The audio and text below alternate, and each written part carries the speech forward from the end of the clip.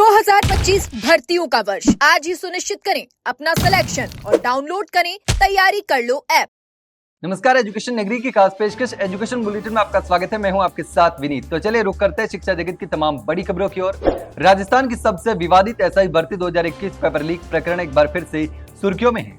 एक और जहां भर्ती रद्द करने या नहीं करने को लेकर डबल बेंच में सुनवाई चल रही है, तो वहीं दूसरी ओर हाईकोर्ट ने बड़ा फैसला सुनाया है।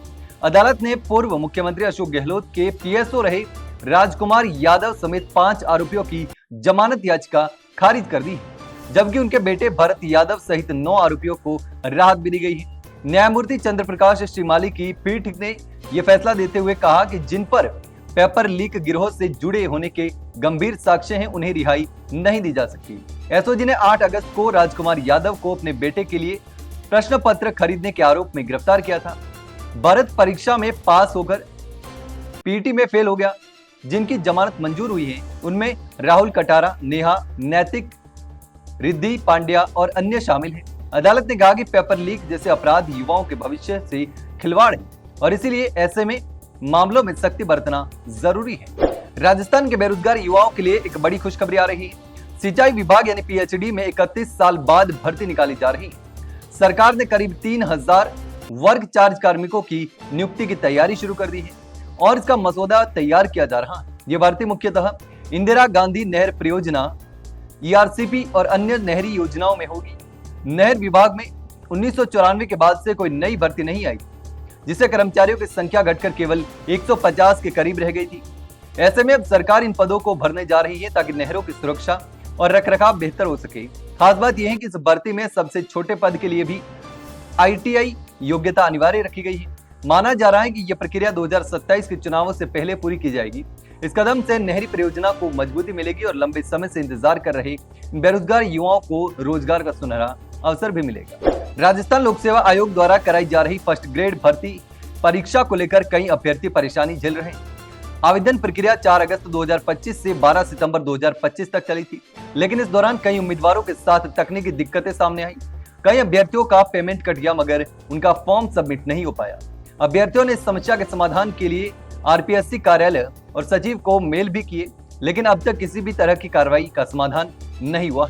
इससे नाराज अभ्यर्थी लगातार आयोग से अपनी समस्या का निपटारा करने की मांग कर रहे हैं और लगातार आयोग से गुहार लगा रहे हैं, लेकिन अब तक उनकी समस्या का समाधान नहीं हुआ है। उनका कहना है कि उन्होंने समय पर आवेदन शुल्क जमा करा दिया था, इसलिए उन्हें परीक्षा में शामिल होने का अवसर दिया जाए या फिर उनकी फीस जो है वो वापस की जाए।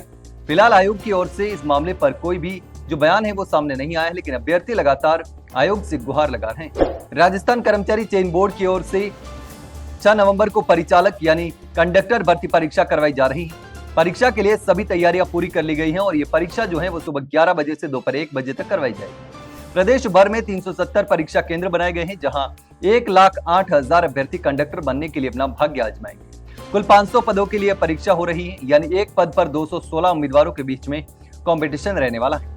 परीक्षा के ई प्रवेश पत्र जारी कर दिए गए थे।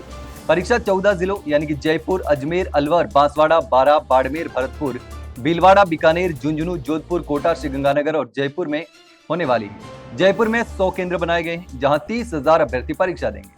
बोर्ड अध्यक्ष आलोक राज ने कहा कि सभी जिलों में व्यवस्थाएं जो है वो सुनिश्चित कर दी गई है ताकि उम्मीदवारों को अपने नजदीकी केंद्रों पर ही सुविधा मिल सके। राजस्थान कर्मचारी चयन बोर्ड द्वारा करवाई जा रही 3rd ग्रेड शिक्षक भर्ती में विशेष शिक्षकों का कोई भी पद न होना हजारों युवाओं के लिए परेशानी का कारण बनता जा रहा है और इसको लेकर अब विधायक और सांसद भी अभ्यर्थियों के समर्थन में विशेष शिक्षक भर्ती शुरू करने की मांग कर रहे हैं।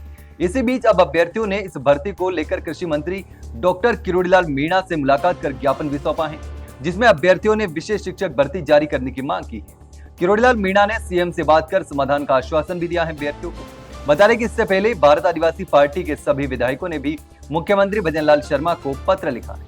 इसके साथ ही बांसवाड़ा डूंगरपुर सांसद राजकुमार रोत ने भी सीएम को पत्र लिखकर 5000 पदों पर विशेष शिक्षक भर्ती जारी करने की मांग रखी है। तो यह थी शिक्षा जगत की तमाम बड़ी खबरें। कल फिर आपके साथ रूबरू होंगे, तब तक के लिए नमस्कार।